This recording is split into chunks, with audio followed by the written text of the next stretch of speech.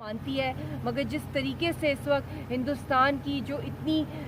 Separation کی جو policy دن بدن بڑھتی جا رہی ہے، اور جو مودی سرکار ہے اور جو اس وقت وہاں الیکشنز چل رہے ہیں، اس وقت پورا ان کا منصوبہ ہے کہ یاسین صاحب کو مار دیا جائے، خدا نخواستہ ان کو قتل کر دیا جائے. اور اس لیے میں اپنی یہاں پہ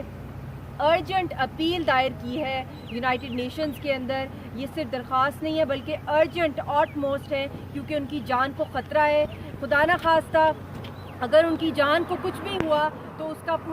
پورا ذمہ دار جو ہے وہ ہندوستان کی سرکار ہے اس وقت. اور میں نے اس خط میں یہ سب کچھ لکھا ہے. اور دوسرا میں نے اس میں مینشن کیا ہے کہ میں ڈیمانڈ کرتی ہوں کہ میں جانا چاہتی ہوں اپنے شوہر کو ملنے. تہاڑ جیل کے اندر ان کو کسی سے ملنے نہیں دیا جا رہا، اور میں پہلے بھی جب وہاں جاتی ہوں جو سلوک ہمارے کے ساتھ کیا جاتا ہے، چاہے وہ RSS ہے، چاہے وہ انڈین آرمی ہے، جس طرح ہم پہ اٹیک کیے جاتے ہیں میری بیٹی کے اوپر، تو اس دفعہ میں نے ڈیمانڈ کی ہے یونائٹڈ نیشن سے بھی کہ ہمیں سیف پیسیج دیا جائے. صرف ہمیں ویزا نہیں چاہیے، ویزا دے کے وہاں پہ سائی رات سڑکوں پہ ہم گزارتے ہیں. نظام الدین اولیاء کے باہر ہمیں کہیں ٹھہرنے نہیں دیا جاتا. پولیس اور آرمی ان کی ہمیں ہراس کرتی ہے، ہم پہ اٹیک کرتی ہے، اور ہمیں گارنٹی چاہیے کہ ہمیں ایکسیس دی جائے کہ ہم یاسین ملک جو میرے شوہر ہیں، جو میرا ایک ایز اے وائف جو میرا رائٹ ہے، اور میری بیٹی کا کہ وہ اپنے والد سے ملے، اور ہمیں جو پاکستان کی ہائی کمیشن ہے